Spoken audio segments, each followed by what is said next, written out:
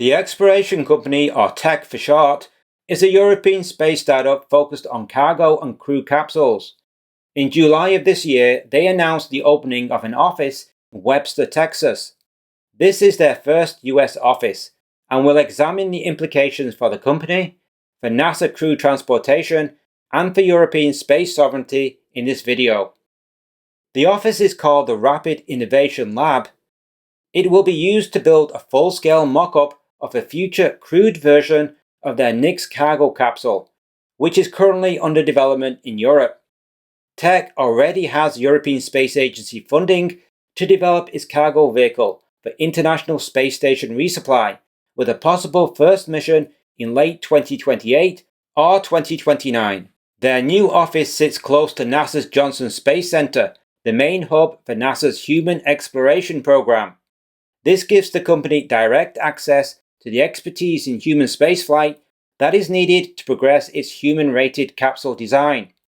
The company said the new office expands its US presence at a time when reliable and resilient cargo and crew transportation is becoming a critical priority for low Earth orbit missions. Founder and CEO Helene Huby put it this way: "Houston gives us direct access to the people and expertise that have built and operated human spaceflight systems for decades. We're excited to invest and expand around that. Engineers, operators, and astronauts working together and moving quickly towards building a crew capsule," unquote. From this Google Maps graphic, you can see just how close the office is to the Johnson Space Center. It's only a 5-minute drive away. Eric Berger, writing in Ars Technica, noted that existing TEC partners, Axiom Space and Voyager, the prime contractor for the Starlab commercial space station, have already signed cargo deals with the company. It's not hard to imagine that if TEC develops a crew capsule, these same partners would contract crewed missions with the new vehicle. Much as airlines operate both Boeing and Airbus aircraft to avoid monopoly prices and keep competition alive.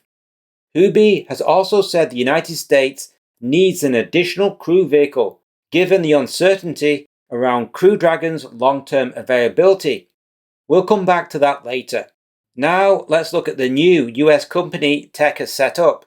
TEC Federal is a dedicated United States entity set up to bid and perform work for US government customers and agencies, primarily NASA.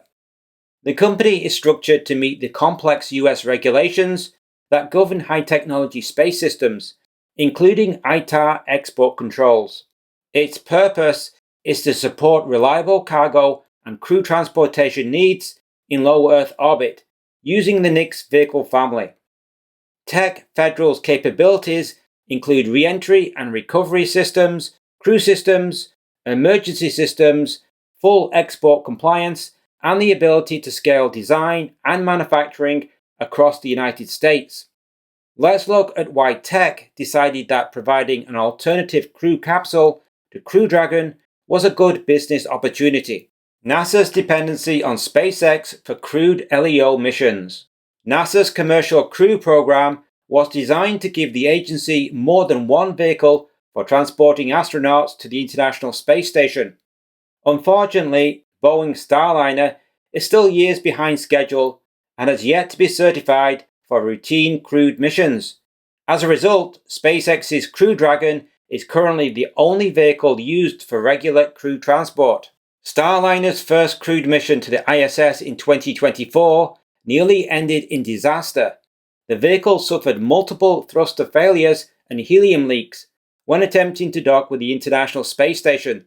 If it wasn't for the crew manually overriding the controls, the crew could have been stranded in space with no way to dock or return home.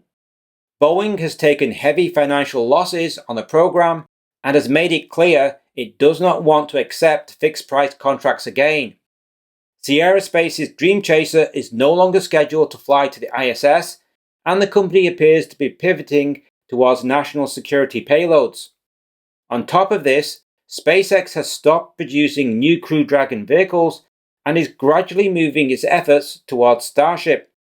NASA is left with a single provider and faces the risk of monopoly pricing in the future. Any prolonged grounding of Crew Dragon would cut off crew access to low Earth orbit. In his Ars Technica article, Eric Berger quoted industry insiders describing the situation as a disaster waiting to happen. SpaceX President Gwynne Shotwell has previously said that the Crew Dragon and Falcon 9 will only operate for a finite period. With this situation, it is easy to see why the exploration company views an alternative crew transport vehicle as a strong business opportunity for both NASA and future commercial space station operators. Crew Dragon's upcoming missions. To see the opportunities for crewed missions to low Earth orbit, let's look at future flights currently scheduled for Crew Dragon. These are Axiom 5, private astronaut mission to the ISS, Crew 14 to Crew 20, NASA's extended ISS crew rotation flights, PAM 6, another private astronaut mission to the ISS, VAST 1, a private astronaut mission to VAST's own Haven 1 commercial station, Voyager 1, private astronaut mission to the ISS, and EPIC, a European Space Agency mission flying European astronauts to the ISS. With this many missions already planned, and with future commercial space stations expected to drive further demand for transporting astronauts, private researchers and tourists, there is clear opportunity for an additional crewed capsule. The US, and indeed all Western nations, are entirely dependent on SpaceX and the Crew Dragon vehicle to send people to the ISS, to commercial space stations, or on free-flying missions in low Earth orbit. Having this level of dependency on a company that has already closed its production line for the vehicle and is clearly focused on an entirely new system in Starship creates real risk. Helene Huby, CEO of the exploration company, has stated the case directly. At the opening of their Texas office, she said, "It's very clear that in the United States there is a big need for an additional crew vehicle, and nobody exactly knows if Dragon will continue to serve. And even if Dragon continues to serve, which I wish it will because it's an amazing vehicle, then it's good to have a bit more competition. And also, the path for Boeing is kind of uncertain right now." Unquote. The exploration company is one of the best funded startups in Europe and represents a genuine possibility of providing an alternative crew vehicle for NASA and the West. Let's look at how this move affects Europe. European space sovereignty. The decision by a leading European space startup to open an office in Texas for the development of crewed transport is a blow to European space sovereignty. The company's move is driven by clear commercial realities. NASA has both the need and the funding to support alternative crew transportation. TEC Federal, the US entity, allows the company to bid for NASA and other US government contracts. Those contracts must comply with ITAR regulations. This means that technology and intellectual property developed under them face strict restrictions on transfer back to Europe. This locks Europe into the US supply chain and regulation regime, exactly what Europe doesn't want. While Europe is providing support for cargo vehicles, a crew vehicle will likely cost billions of euros to develop. TEC cannot currently find that scale of funding in Europe. The United States offers larger and more immediate demand for crewed vehicles, driven by the number of commercial space stations under development there. In short, the money, the operational experience, and the human spaceflight expertise are concentrated in the United States. That is where TEC is heading. Europe has not provided the funding or the space programs needed to keep this work at home. Despite repeated statements about reducing reliance on non-European systems and ensuring independent access to space, Europe still has no coherent plan for crew transport in low Earth orbit. The continent is not developing commercial space stations and has no plans for a European space station. The predictable result is that European space startups looking for funding and contracts will move to the United States.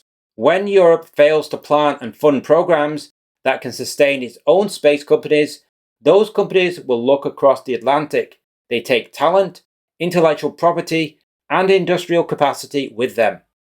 Let's look at another recent example of Europe failing to support its own space sector. In June 2026, French President Emmanuel Macron announced a two-mission agreement with Vast, a US company developing commercial space stations. The first mission will fly French astronaut Thomas Pesquet on a Vast private astronaut flight to the ISS.